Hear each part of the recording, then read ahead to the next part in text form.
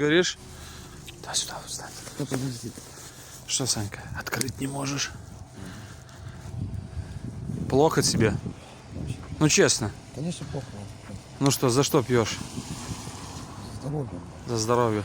Подправить надо здоровье. А что? О, видишь, во.